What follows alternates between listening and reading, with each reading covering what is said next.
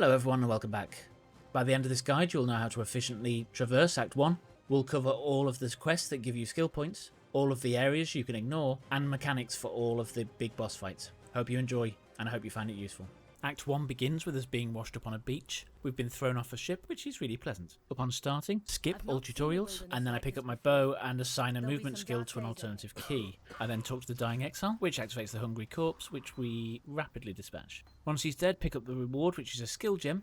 Now we start running up the beach, and because we remapped our movement skill, we can now freely attach that without stopping. You'll come to a large chest halfway up the beach, pick up the next skill gem and equip that too in the same way, and then we meet Hillock.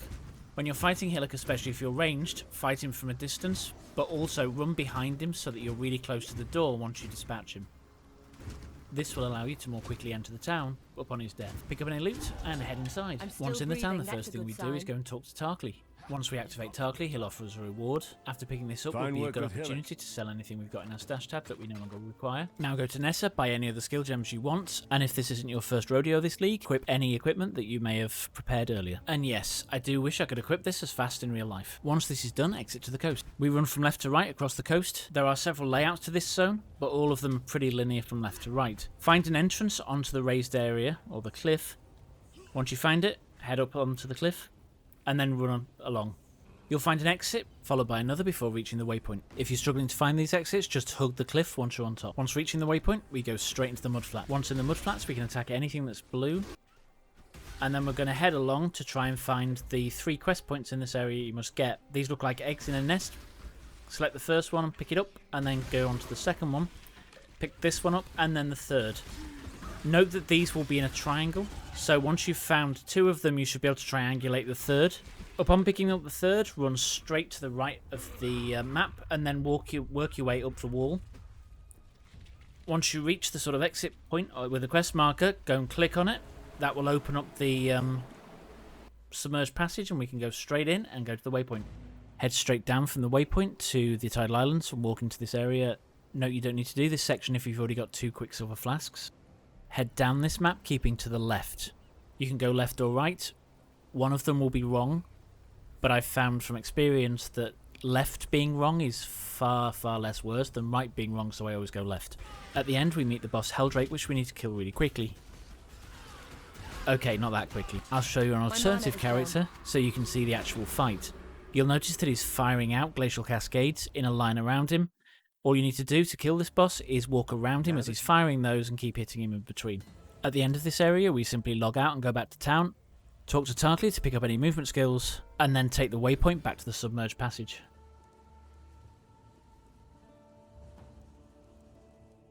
Once in the submerged passage, we run around until we find a bridge that raises up like a set of stairs. Upon getting to these, drop a portal and then continue on to the exit to the ledge. Once on the ledge, this is a straight line pretty much all the way to the next area, so you'll pick up a waypoint halfway through. Keep going beyond that and you'll reach a boss. You don't need to kill this boss, but I'll show you the fight just in case you want to.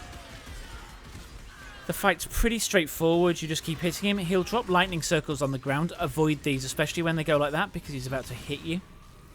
Once he's dead, pick up any loot and continue onwards. You now get to the climb. Apply any skill points as soon as you enter the climb. And then head towards the right. Killing anything on the way. Once you reach a waypoint, if you do, you can collect it. If you don't, not too bad. Get to the wall and go either up or down till you find the green archer. Get up onto the cliff and run past him. You'll now get to the next boss who'll drop from the air as soon as you sort of pass a threshold like that. Note that you don't need to kill him yet. You'll only need to kill him the first time you run it, and I never do it at time. I come back and do it later when I'm more powerful. Continue up this path all the way to the lower prison. Once in the lower prison, find the waypoint, head back to town. Once back in town, go straight to the portal, back to the submerged passage. And now we head downwards. Now please note, if the exit is not downwards, it could be one of the rare occasions where it's upwards. But most of the case it's downwards. Once down, go into the flooded depths. And in this area, you want to move around until you find a large open space. Once you reach that large open space, there should be a moat around an area. If you see some bubbles in that area, then this is where you want to be. Kill anything that's going to get in your way, go round the corner and you'll find the boss. Kill him the first time, he'll turn into his second phase, which is a smaller version. Kill that as well, which should be fairly quick. This boss doesn't do an awful lot, apart from have ads, and then log out. Go back to the prison. You can then choose to find the Trial of Ascendancy if you wish, or you could always come back and do this later. I'm currently running this for demonstration purposes. Note that I'm running it really, really badly. And actually, if you don't have as much health as me, you want to use these passing areas to avoid getting spiked and potentially killed, because that would be very bad, and I don't want you blaming me for that. Once you get through this path, there's then a large area of spikes. Get through this, jump onto the higher ledge, kill any excess monsters, click on the little pedestal or whatever it is, which will give you the 1 point towards your labyrinth. This will open a portal. You can go straight through this. You don't need to kill anything if you don't need to. Once complete, you'll end up outside of the area, ready to continue just where you entered. Now find the exit. Most of the time this will be upwards, although on the rare occasion it will be downwards. Once you go through this area, in the next area pretty much the same. Try upwards first. If that fails, try down bottom right, and if that fails, it'll be downwards somewhere. Once you complete this area, you're now in the Warden's chamber. This is a fixed path around the arena. You just sort of go past Piety, turn back on yourself. Do remember to use any flasks if they're still up. Head through this door and then travel around here. Now, to know where you're going, follow the piles of blood on the floor. These are quite distinctive. And in this case, it's taking us past the dead body and to the right.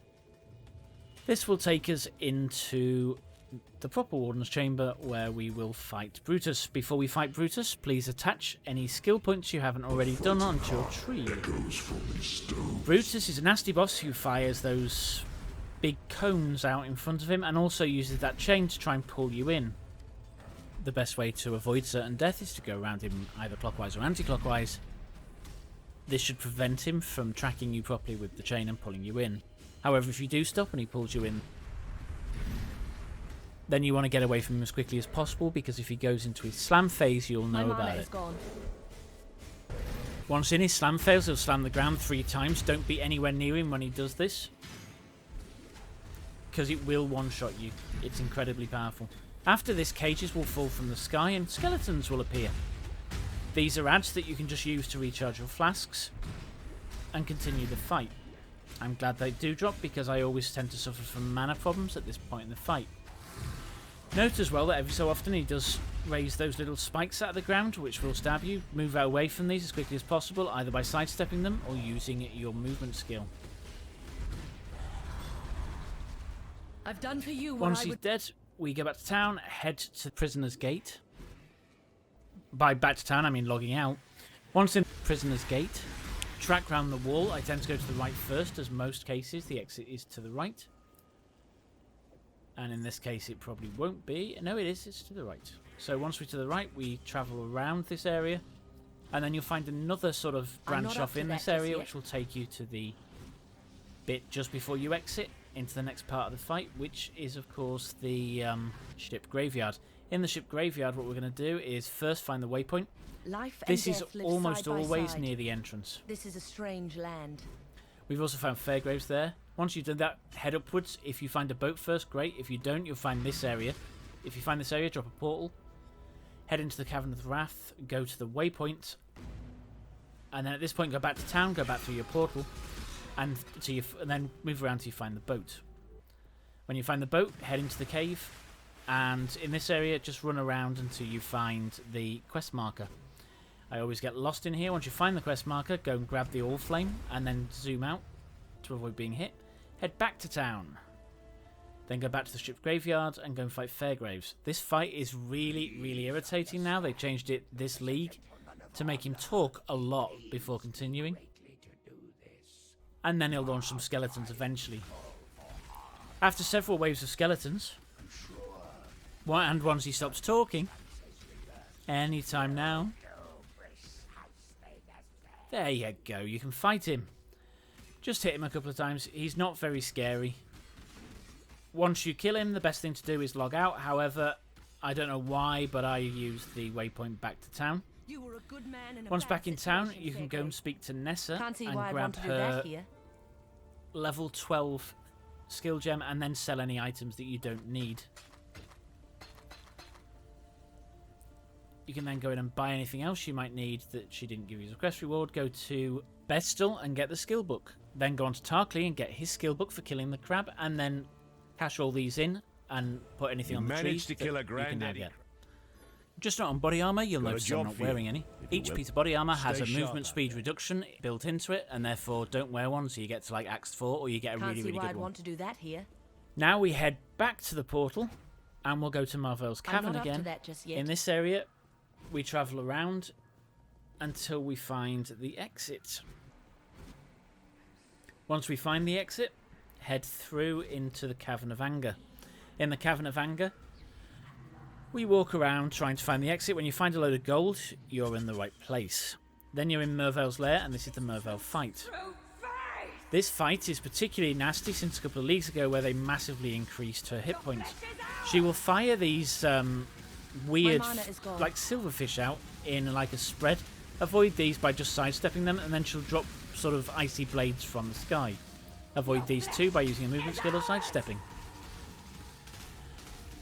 Now note, all the damage in this area is pretty much cold, so do try and get some cold resist before you start this area. About halfway through, she will start to spawn some adds. These adds can be lethal, and they've also got an awful lot of hit points, so you'll have to hit them a few times before they'll die. Note also that having a decent mana flask in this area, if you haven't got mana sustain, is really, really useful, because I keep running out of mana here and it makes the fight much longer than it really needs to be.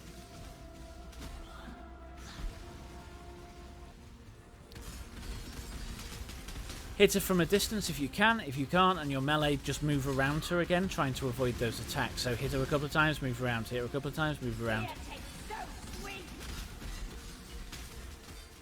Eventually she will go down.